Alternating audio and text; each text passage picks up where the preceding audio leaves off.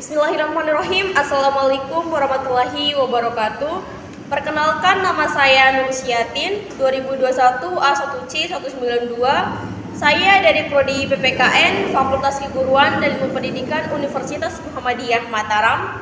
Pada kesempatan kali ini, saya akan membawakan atau mempresentasikan makalah yang berjudul Pengantar Pendidikan Pancasila dan Kewarganegaraan. Adapun poin pertama yang akan saya bahas pada kali ini yaitu pengertian pendidikan kewarganegaraan.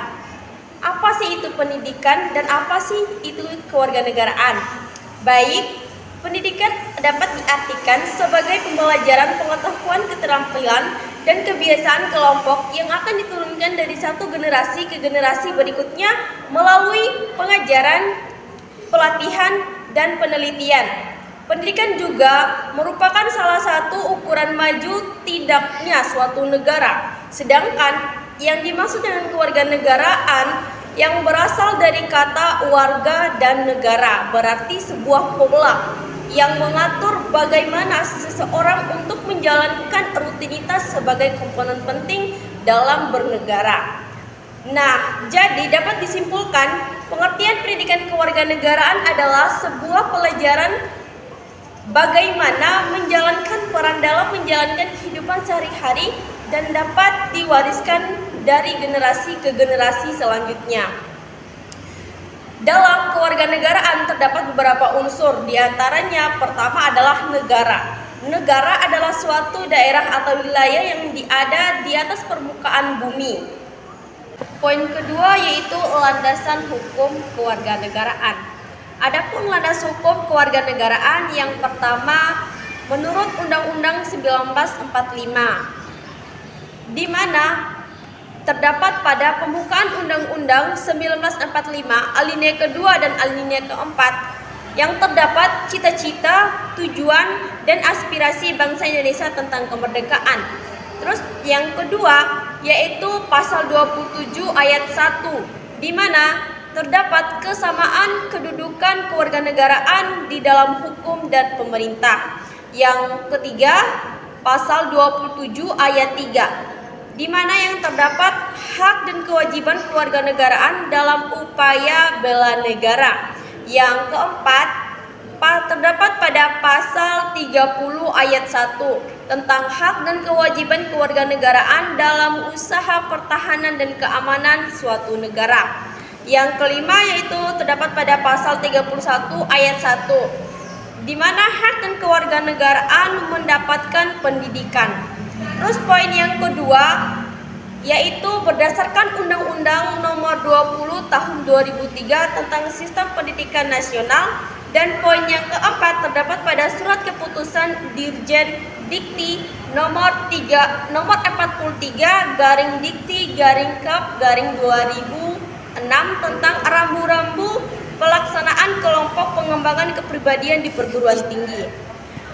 Baik, kita langsung pada ruang lingkup pendidikan kewarganegaraan.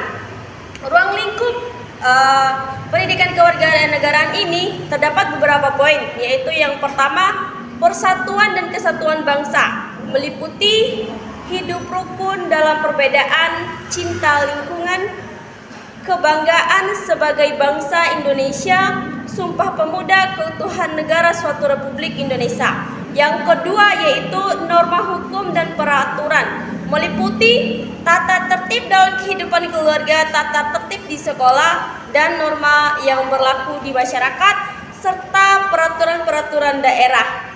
Yang poin ketiga yaitu hak asasi manusia, meliputi hak dan kewajiban anak dan hak kewajiban anggota masyarakat, instrumen nasional dan internasional HAM, pemajuan, penghormatan, dan perlindungan HAM. Poin yang keempat yaitu kebutuhan warga negara, meliputi hidup gotong royong, harga diri sebagai warga masyarakat, kebebasan berorganisasi, kemerdekaan mengeluarkan pendapat, menghargai keputusan bersama, prestasi diri, persamaan kedudukan warga negara. Poin yang selanjutnya yaitu konstitusi negara, meliputi proklamasi kemerdekaan dan konstitusi yang pertama. Yang selanjutnya kekuasaan dan politik, meliputi pemerintahan desa dan kecamatan, pemerintahan daerah dan otonom dan lain sebagainya. Yang selanjutnya yaitu Pancasila, meliputi kedudukan Pancasila sebagai dasar negara dan ideologi negara. Yang selanjutnya globalisasi, meliputi globalisasi di lingkungannya, baik itu di politik luar negeri Indonesia di era globalisasi, dampak globalisasi serta hubungan internasional lainnya. Adapun tujuan pendidikan kewarganegaraan adalah sebagai warga negara Indonesia, kita wajib mempelajari pendidikan kewarganegaraan dan berdasarkan persamaan nilai perjuangan bangsa yang senantiasa tumbuh dan berkembang.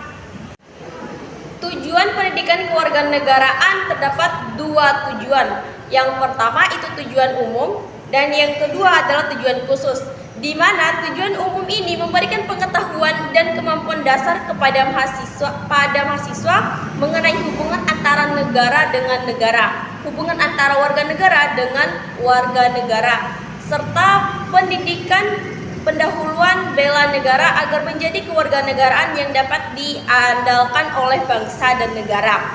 Sedangkan tujuan khusus ini agar mahasiswa memahami dan melaksanakan hak dan kewajiban secara santun, jujur, dan demokratis, serta ikhlas sebagai warga negara Republik Indonesia yang terdidik dan bertanggung jawab.